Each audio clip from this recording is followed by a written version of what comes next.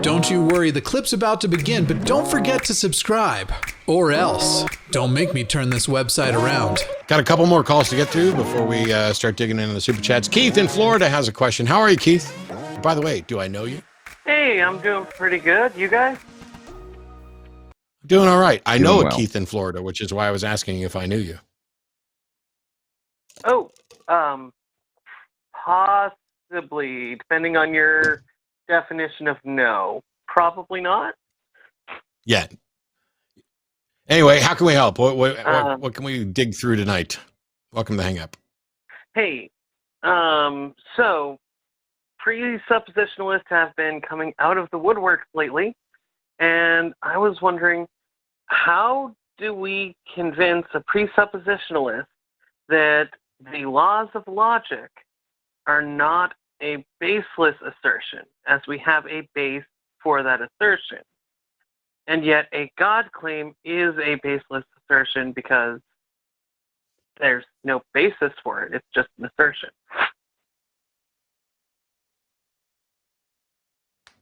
Okay, how would you convince me of that? I don't know. If I said that to you, I suppose the sentence Okay, I just said, why are you convinced of it? well, because I can look at the laws of logic, I can examine them, and I can see that the inferences I can get from the laws of logic correspond with what I see in reality around me. Yeah, but now you're starting with the laws of logic and moving forward, and I agree with you there. But if you're using baseless as in foundationless, then how did you reach the conclusion that identity, non-contradiction, and excluded middle have a foundation? Because I'm not aware of any. I think we presuppose those. The problem with the presuppositionalists is that they think there must be a foundation for these. They think these are baseless and there must be a base. And so they invent a God, they presuppose a God to serve as a base for them. And I'm fine with them not having a foundation. I'm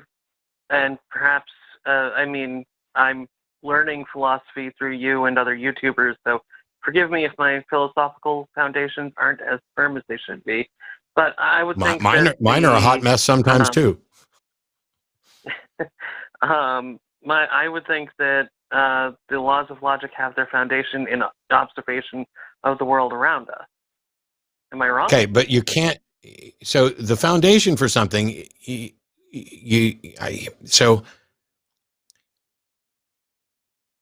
foundation for something is the thing that makes it what it is. And so identity, non-contradiction, and excluded middle are descriptive of what we observe, and we think that they are inviolate, which means they can't ever be wrong, but we can't demonstrate that. We have no way to demonstrate that identity is always, that A always equals A. There's no way you can show that. So you have to presuppose those things, and you continue to use them as long as that presupposition continues to produce useful results in that we learn things about about reality. So it's fine to say that identity, non-contradiction, excluded middle don't have a foundation, that they are baseless in that sense, but they're not baseless in the sense that we can't use them. We use them and they continue to produce results. God is just a presupposition that they make up because they're not comfortable with the notion that the laws of logic or the laws of thought don't have a foundation, and yet they're somehow comfortable with the notion that God doesn't have a foundation. So how do you argue against them when they bring it up? Yes, they just want one more turtle, right? Well, kind of. I mean, that's not a bad way to put it. But it's like saying, hey, why is 4 4? And I'm comfortable with the notion that 4 is 4 because it is. This isn't even a why question. But the theists think, 4 is 4 because God said so. And then when you say, well, why did God say so? Or why is God the way God is? Well, that's just the way God is.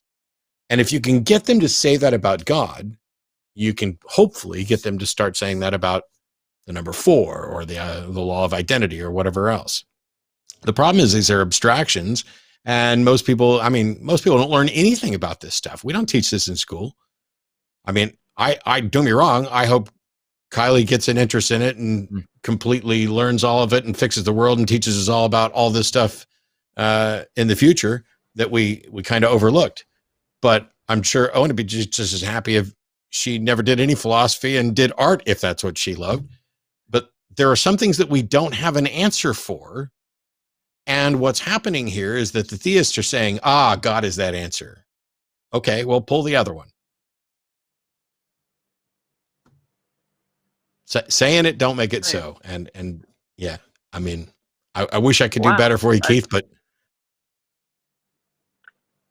I gotta say, you kind of blew my mind with what makes 4, basically. I thought I had thought of all the basic things. Apparently not. Yeah.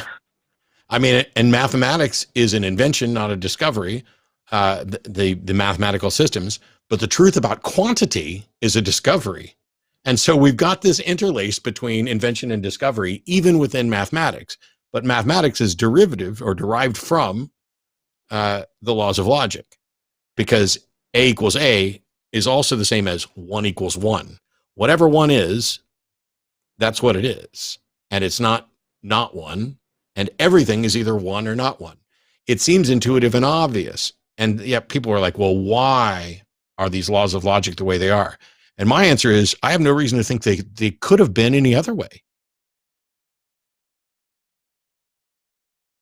Yeah. Okay. Once again, I can see that I need to go back to the drawing board. All right. Well, enjoy the drawing board. Something interesting. I'm going to try to get to a couple calls real quick, but go back to the drawing board and call me back when you have other thoughts on it. Thanks, Keith. Have a good night. You too. All right. Hey, thanks for checking out this clip for The Line. While you're here, hit that like button, hit subscribe, turn on notifications, and then share this with that bitter uncle of yours who loves talking about the good old days.